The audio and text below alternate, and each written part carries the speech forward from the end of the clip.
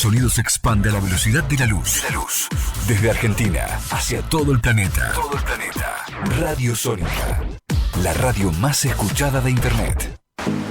Hola, ¿qué tal? ¿Cómo vas? Soy Luis Formayano y te doy la bienvenida al programa 643 de Susurros en tus oídos. 15 años en el aire de Radio Sónica de manera ininterrumpida y desde hace algo más de 4 años dedicado a fomentar y promover todas las producciones de teatro independiente. Te recuerdo, como siempre, que es muy seguro volver al teatro. Volvé al teatro porque te vas a sentir muy cuidado, hay un protocolo muy estricto y te sentís como en tu casa.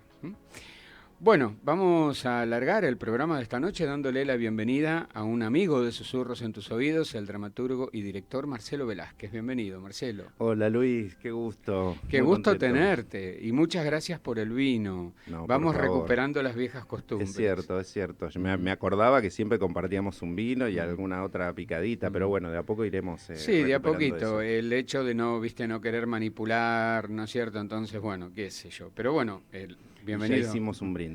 Exactamente. Hicimos un brindis por esta maravillosa obra que acabas de estrenar, La Pasión según GH, de Clarice Spector.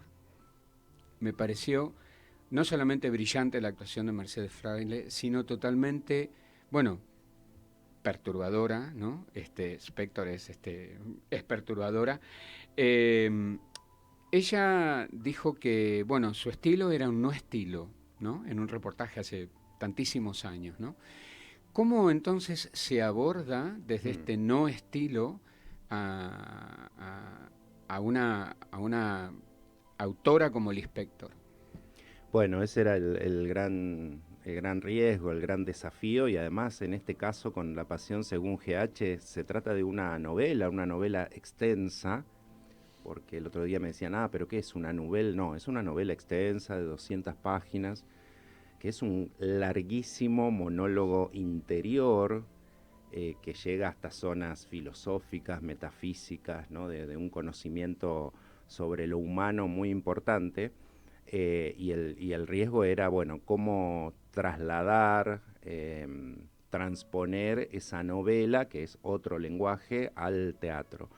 A mí siempre me pareció, cuando con Mercedes Fraile empezamos a ver este material, que había unas matrices para la representación.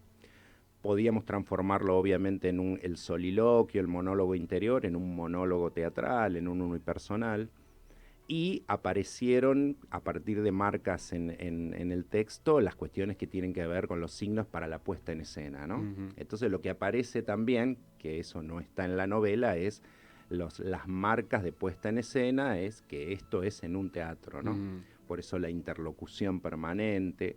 En la novela está la interlocución, lo que pasa que es al lector, ¿no? Hay una presencia ahí que es el lector. Y acá lo transformamos en el público que está todo el tiempo casi dialogando, ¿no? con esta propuesta. Y Liz Spector tiene en toda su literatura, ¿no? una personalidad y un personaje muy enigmático, muy particular, con una vida difícil, ¿no? De decisiones difíciles, y aparece mucho en la novela. Tiene algunos rasgos autobiográficos, si bien construye un personaje que es esta señora de clase alta, ¿no? Que vive en una gran ciudad, en un piso, que obviamente para el Spector es Río de Janeiro, pero puede ser en cualquier ciudad, gran capital, ¿no? Y que se autodenomina así GH, con estas iniciales que son el gran enigma, que nunca se aclara en la novela, tampoco lo aclaramos en la obra, y que abrió a cantidad de interpretaciones, cuál es el significado de este GH que está ahí en el título de la novela y de la obra, ¿no? Lo más cercano es, bueno, que habla de ella y habla del género humano, ¿no? Y de todo, digamos, ese viaje que hace por su casa, ¿no? Que parece algo muy cotidiano, porque la empleada doméstica se le fue, tampoco sabemos si renunció, si la echó, no lo sabemos, pero está sola en su casa, y yo siempre digo que emprende un viaje por el interior de su departamento, muy acomodado, muy hermoso, casi ella lo percibe como una gran obra artística, ¿no? Ujú. Sí, yo pensaba, ¿no? Pareciera ser una gran pregunta sobre la identidad, quiénes somos, ¿no? Porque en realidad la gente nos identifica por nuestro nombre o por nuestras iniciales, como en este caso, ¿no? GH, MB, LF. Pero detrás de eso hay un sujeto que ha construido una vida y que muchas veces no necesariamente sabe quién es. Y ella, yo creo que se hace una serie de preguntas que a mí me parece que son claves, ¿no? En esta especie de autoindagación que comparte con nosotros los espectadores y que nos acercan a algo casi de carácter existencialista, ¿no? El sentido de nuestra vida, lo que hacemos, la secuencia, digamos, con esa cucaracha que ella encuentra, digamos, es como muy contundente, es muy fuerte respecto a cómo vivimos cada uno de nosotros nuestras subjetividades, ¿no? Sí, el otro día en la función del domingo a la salida había un espectador público que, bueno, me saludaba a la actriz también y decía, pero yo también me pregunto quién soy, pero la gente no se anima tanto a preguntarse quién soy, ¿no? Como que también esa pregunta que se hace el personaje, ¿no? Y que se construye ese quién soy, esa subjetividad, está íntimamente relacionada con los otros, cómo nos miran, cómo nos ven, qué dicen de nosotros, ¿no?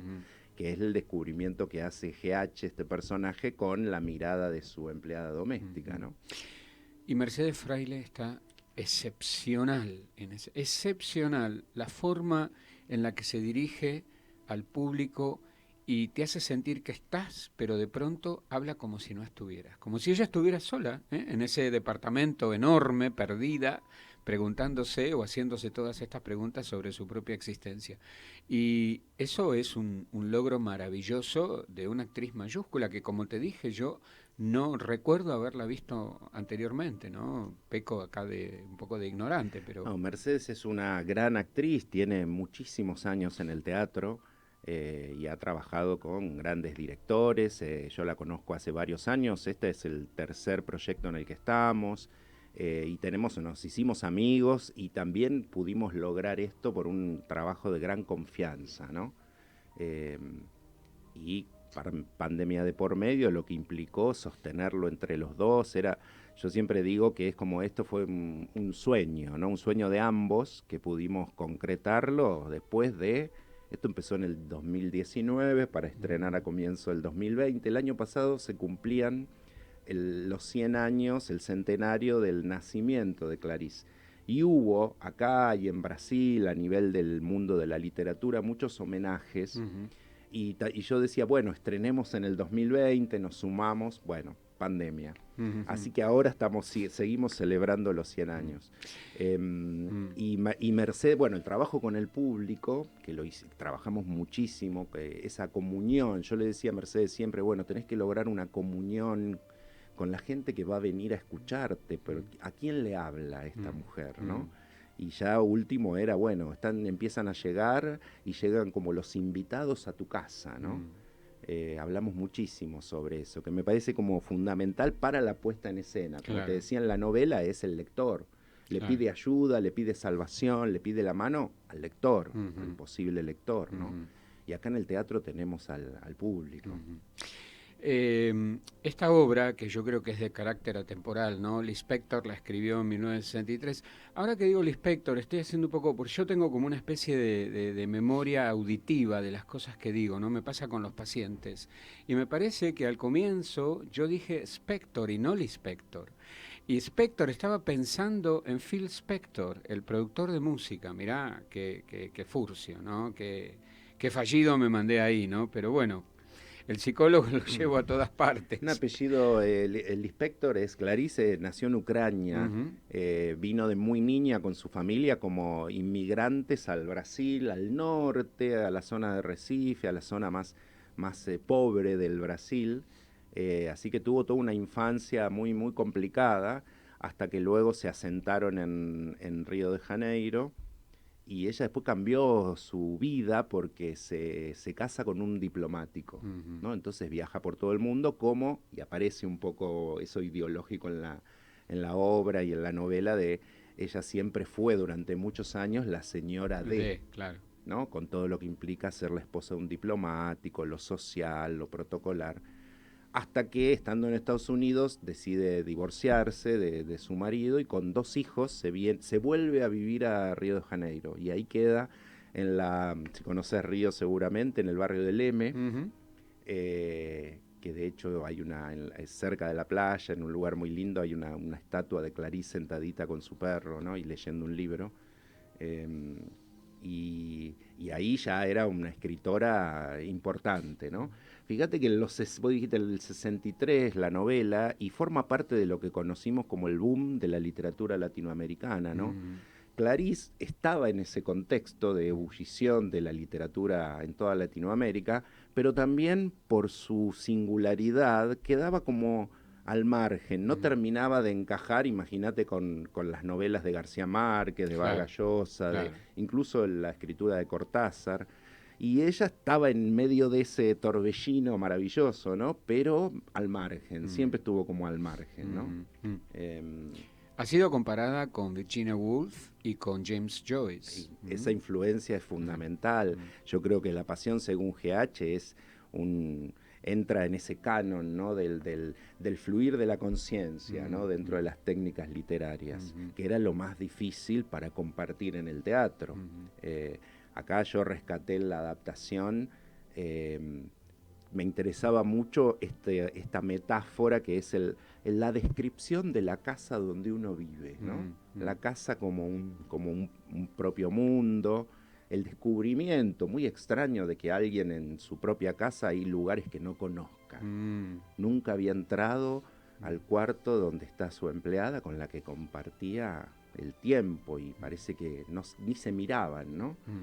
Toda esa zona me parecía muy interesante, una cuestión de clase, que obviamente desde Clarice había una mirada ideológica, una crítica, ¿no? Y para que pensemos, bueno, quiénes somos y entre quiénes estamos, ¿no? En un momento dice, bueno, ¿quién soy y entre quiénes soy, ¿no?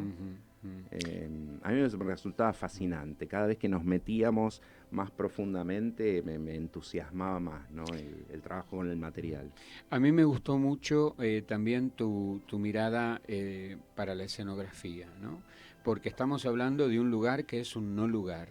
O sea, suponemos que es un espacio donde ella vive, un lugar amplio, un departamento amplio, con una zona desconocida, como ese cuarto de su mucama, pero sin embargo el concepto de espacio lo abre a un espacio que podría ser cualquier otro lugar, un lugar interior seguramente, ¿no? Y con estos módulos donde de ella sube, baja, eso me gustó muchísimo. Y un lugar imaginario también para el personaje, ¿no? Que quizás esté en su mente, ¿no? Habla mucho, me gustaba esa zona donde habla mucho de la creación, ¿no? El personaje es una escultora aficionada, el trabajo con la forma, ¿no? La forma de su casa. Eso ya construía un mundo. Y tuve, como tengo siempre con mi equipo de trabajo, que es el gran Ariel Bacaro, que es el escenógrafo, Alejandro Lerú, el iluminador, que hace estas cosas exquisitas de ver, ¿no? Paula Molina, que compuso ese personaje a nivel vestuario y a nivel caracterización también, que fue toda una decisión, ¿no? De transformar a Mercedes Fraile en este personaje.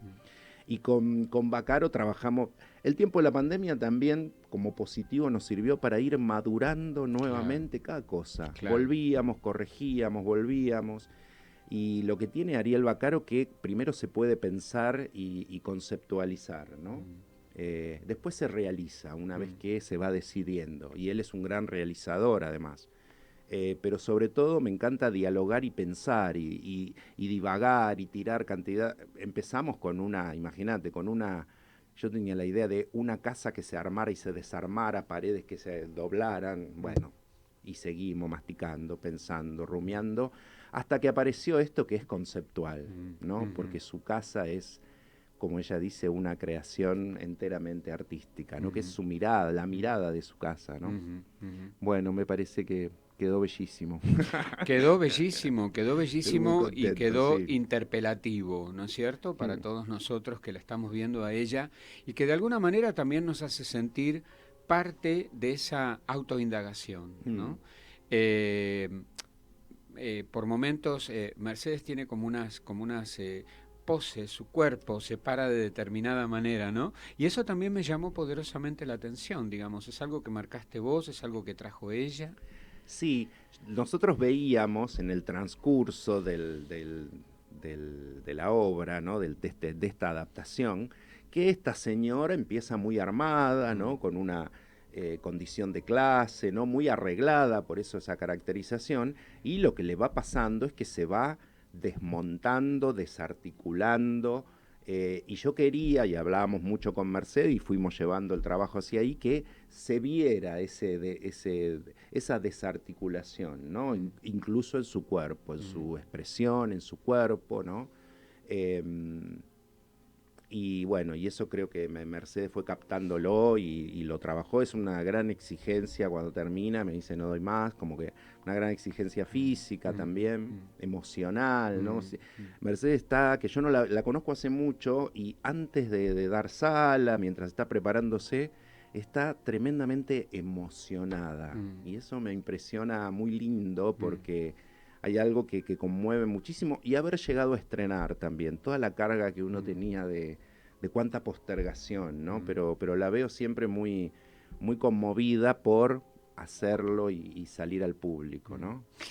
Me pareció muy inteligente el recurso de la filmación en blanco y negro, de una escena que para mí es clave, que no voy a develarla, ¿sí? Pero que cuando yo la vi me produjo el mismo efecto que sentí cuando vi por primera vez Un perro andaluz de Buñuel. Bueno, La escena del ojo. nos ¿no? aparecía Buñuel todo el tiempo y ya el Mirá, público empezó a relacionar. claro. Tiene incluso bueno, no vamos a contar de qué se trata, pero ese momento es fundamental en el relato. Claro. No lo inventamos, es casi, te diría, lo único y lo más importante que sucede en la novela y ahora en la adaptación para el teatro.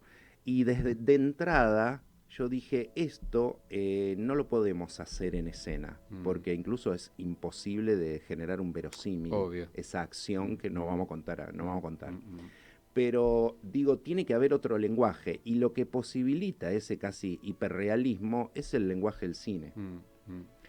Entonces trabajamos con un equipito de cineastas, un equipito digo porque éramos 3, 4, hicieron una especie de cortometraje con calidad cinematográfica, Nicolás Di Coco y su equipo, Victoria Di Coco, que son cineastas, y Damián Lastra Quintana, el director de fotografía. Hicimos una jornada de filmación en una locación que era la casa de Mercedes Fraile y su habitación. Mirá qué dato ese. Que fue en algún momento, el año pasado, en noviembre, cuando se aflojó un poco el tema de la pandemia, dijimos, bueno, avancemos.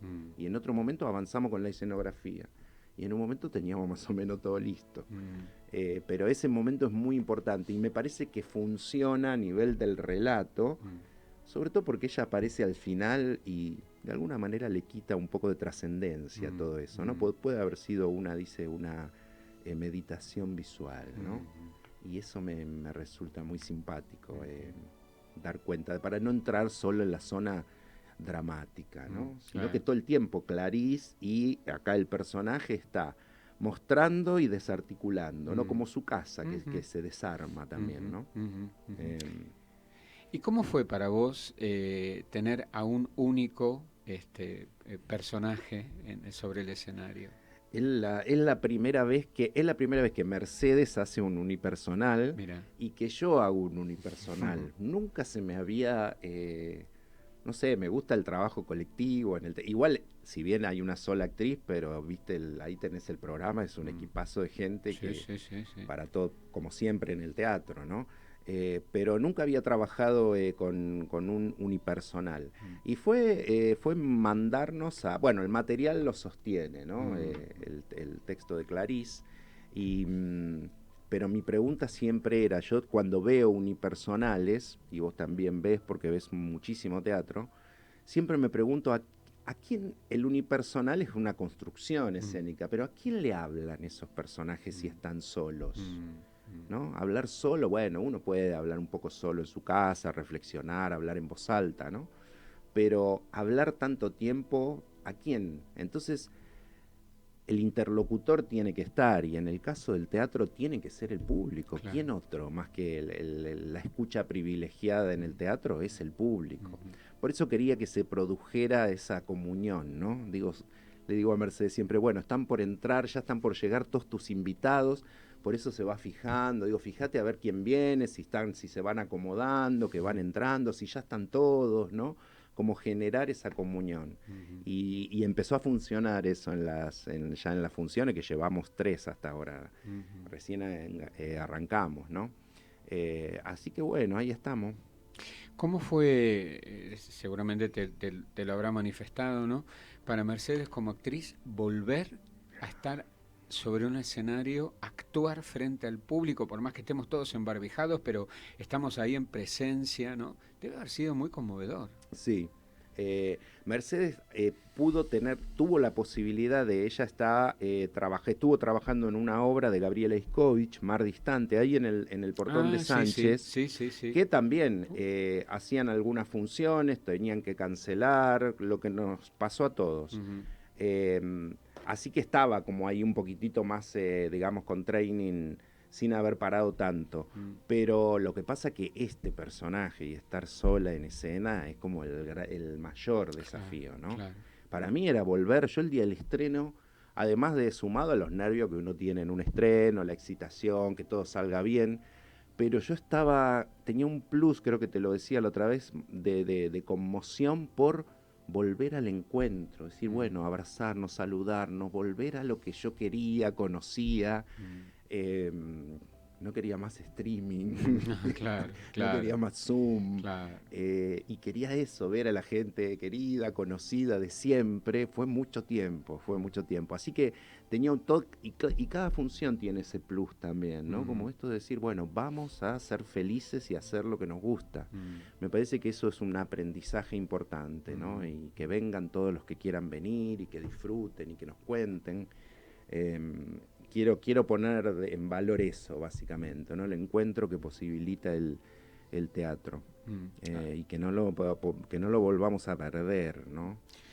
Yo creo que no, y yo desde este espacio siempre aliento a la gente, porque todavía hay gente que tiene mucho miedo, ¿no es cierto?, que el teatro es uno de los lugares más seguros, no solamente por el protocolo, sino porque no tiene, digamos, el conglomerado humano que puede representar viajar en un colectivo ahora que está libre, ¿no?, de protocolo, o en el subterráneo. Entonces, bueno, esto es algo muy cuidado, donde vos te sentís que entrás, te toman la temperatura, está el alcohol en gel, te sientan, digamos, de una manera... Con alguna distancia. Tenés que salir de una manera también particular, no podemos salir todos juntos. Bueno, todo esto es un esfuerzo muy grande que hace todo el personal de la sala y que implica, obviamente, a todo el equipo que está involucrado en esa producción, y que habla del cuidado que el teatro independiente tiene por su público. Sí, el público se está acercando, ¿no? Como que también había una necesidad de volver, están siendo súper cuidadosos, respetuosos de todas las normas. De hecho, ahora que este último fin de semana, por ejemplo, ya se podía habilitar el 100% de la sala. Pero nosotros, esperen, todavía mantengamos un poco esto, porque para que la gente no se sienta ni agobiada, ¿no? El domingo hubo mucha gente, pero mantuvimos igual como las cintitas para que haya distancia entre las butacas. Vamos de a poco, porque fue muy fuerte todo esto, y también sigamos cuidándonos entre todos, pero así después no nos vamos a dar cuenta y ya vamos a estar como en aquella normalidad, ¿no? Pero sí, vengan al teatro independiente, porque me parece que están dadas las condiciones para seguir cuidándonos y seguir apoyando y poder trabajar y hacer lo que nos gusta, ¿no? Absolutamente. Entonces, La Pasión según GH va todos los domingos en el Portón de Sánchez a las 18 horas, 18 horas. Tempranito. Está muy lindo el horario, está perfecto. 60 minutos y ahora viene el tiempo lindo también. Y viste que también la nocturnidad se bajó, ¿no? Sí. Así que aprovechamos ahí ese horario para un material muy disfrutable y que tiene que ver con una gran novela, ¿no? Y una gran autora. Absolutamente.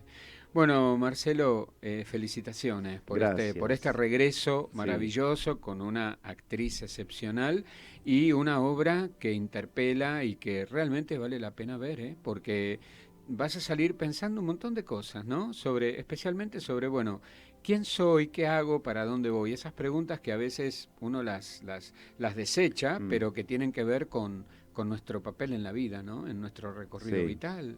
Sí, total.